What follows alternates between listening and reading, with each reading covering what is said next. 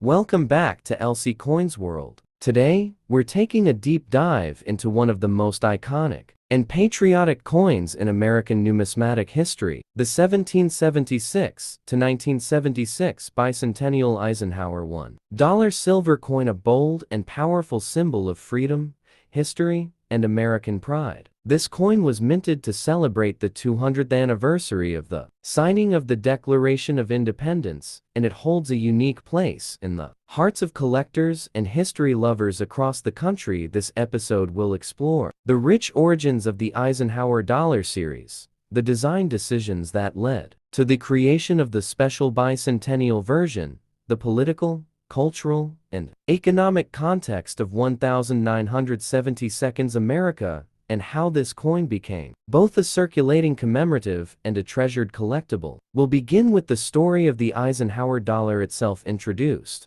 in 1971, following the death of President Dwight D. Eisenhower, the 34th President of the United States and Supreme Commander of the Allied Forces in World War II. This coin was the first $1 coin produced for circulation since the peace dollar was discontinued in 1935. The Eisenhower dollar was larger than most coins used at the time, struck in both copper, nickel, and silver-clad varieties. It carried a powerful presence in the hand and in American pockets. But the most unique addition came in 1975. In 1976, when the United States Mint released the special bicentennial design to honor 200 years of American independence. Rather than using the typical date, the coins featured a dual date, 1776 to 1976, to mark the nation's founding and its enduring legacy. The obverse still carried Frank Gasparo's iconic portrait of Dwight D. Eisenhower, but the reverse was replaced with a powerful new image designed by Dennis R. Williams featuring the Liberty Bell superimposed on the moon, an intentional combination symbolizing both America's historic past and its future in space exploration, a nod to Eisenhower's role in launching NASA and the country's role in the space race. Now the 1776 to 1976 Eisenhower dollar came in several versions, including circulation strikes and special collector editions. There were coins struck in copper nickel for everyday use, and 40% silver versions released in special collector sets by the United States Mint. These silver-clad versions are highly sought after today for both their silver content and historical significance. In addition to being a patriotic piece of metal, they serve as tangible reminders of America's bicentennial celebration, which included parades, music, TV specials, and even a nationwide sense of unity and reflection. As we continue, we'll explore the exact mintage numbers of each type, the differences between business strike and proof coins, the San Francisco mint marks, and how to spot rare varieties that have increased in value over the years. We'll also walk through how these coins were packaged, marketed, and sold by the U.S. Mint, especially the 3-coin silver. Walk through how these coins were packaged, marketed, and sold by the U.S. Mint, especially the 3-coin silver and circulated sets and blue packs that remain favorites among collectors today. We'll dive into the economic and cultural atmosphere of 1976, a year marked by both pride and uncertainty. America was recovering from the Watergate scandal, facing rising inflation and economic challenges, but at the same time, the bicentennial year brought people together in celebration of American resilience and ideals. And the Eisenhower bicentennial dollar was a major part of that story, distributed through banks and mint programs and placed into the hands of millions of Americans as a piece of celebratory currency. You'll learn the stories of the designers behind the coin and how a then 22-year-old art student, Dennis R. Williams, won a national competition to design the reverse. His powerful imagery of the Liberty Bell and moon stood out, not just as a patriotic tribute, but also a symbol of the space age, optimism, and national pride of the time. Throughout this 2-hour journey, we'll also cover how to identify authentic silver-clad Eisenhower bicentennial dollars from their copper-nickel counterparts, how to grade their condition using professional standards, how to evaluate their current market value, and what to watch out for in terms of fakes or altered coins that are sometimes seen in online sales. We'll also look at how these coins have performed over time in terms of investment, which coins are the most valuable today, how error coins such as doubled dies or off-center strikes have added to collector demand, and where these coins stand in the greater landscape of U.S. commemorative coinage. So stay tuned as we travel through the legacy of liberty, the evolution of U.S. coinage, and the patriotic power of the 1776 to 1976 Eisenhower $1 coin. This is more than just a silver disc. It's a piece of American pride and living history, and you're about to discover why it deserves a special place in your collection and in our collective memory, where every coin tells a story.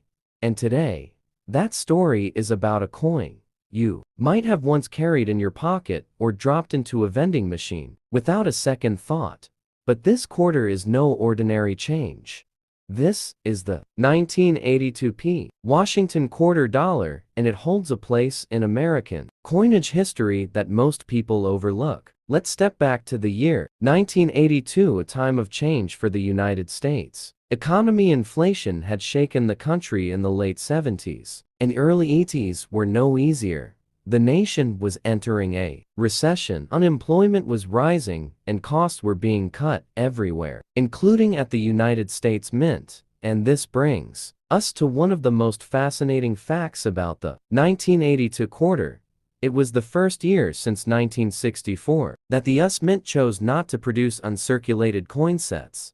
This decision was driven by budget cuts and financial constraints, and for collectors, it would prove to be a turning point. The 1982 quarter was minted at 3 different locations: Philadelphia, Denver, and San Francisco. The Philadelphia Mint, which gave us the 1982 quarter, had only recently begun using the P Mint mark, just 2 years earlier in 1980. So this coin was part of the early group of coins to proudly carry the P, indicating its place of birth. Now, when it comes to metal content, the 1982 quarter, like all post-1965 quarters, was made from a clad composition of copper and nickel over a copper core. Gone were the days of silver quarters, and the 1982 coin was built for durability and high mintage to meet the demands of the economy. But the absence of mint sets combined with high circulation meant that very few of these coins survived in truly high grades. One of the most sought-after traits of the 1982 Washington quarter is its condition. Most circulated examples have wear and tear,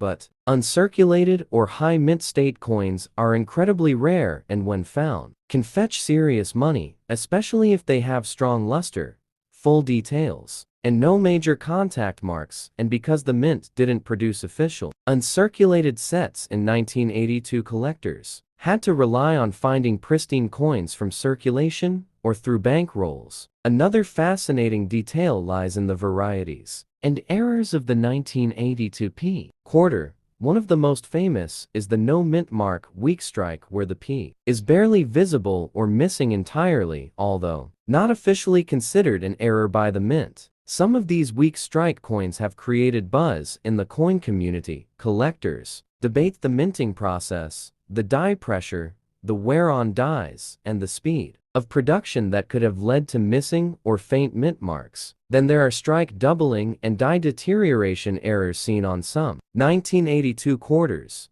These types of errors often appear on the word liberty, the date, or the mint mark. And while some are minor, others are dramatic enough to bring premium prices on the secondary market. To understand the 1982 Washington quarter is to understand a moment in U.S. mint history when cost-cutting collided with mass production, and a subtle storm of rarity was born.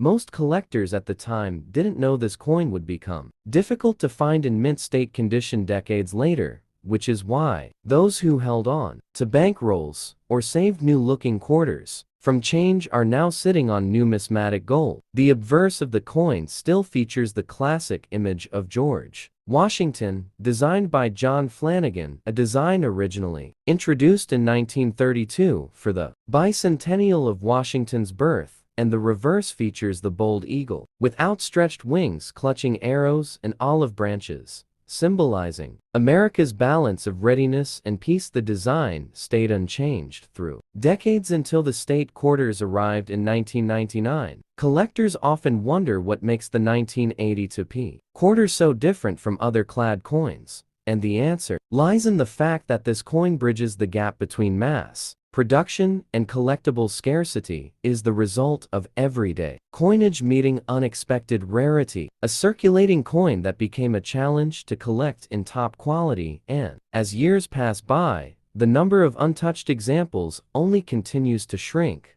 making this an exciting piece for both new collectors and veteran numismatists. In recent years, high-grade 1982 P quarters certified by PCGs or NGC have commanded hundreds of dollars at auction. Ms. 66 and Ms. 67 examples are especially prized by registry set collectors who aim to build complete and high-ranking sets, and for those looking for investment coins. The 1982 P quarter has quietly become one of the hidden gems in modern clad coinage. Now, let's talk population numbers and census reports. Grading services have noted that while millions of 1982 quarters were struck, only a tiny fraction have been submitted and certified in high grades. This creates a supply and demand issue and fuels the coin's long-term value trajectory. In fact, for coins that were once worth just 25 cents, seeing them fetch triple digits in auctions is proof of how the numismatic world can reward knowledge and patience.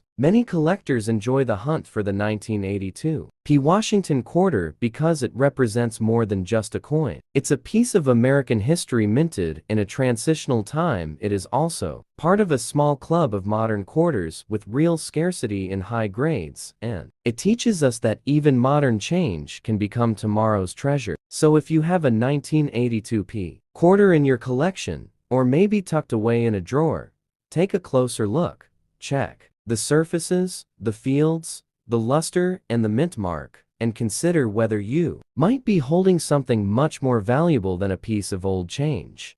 This is not just metal, it's a memory, a marker in American coinage, a piece of everyday life turned collectible. Stay with us as we now explore grading tips, auction values, and real examples from coin shows that have brought the 1982 P quarter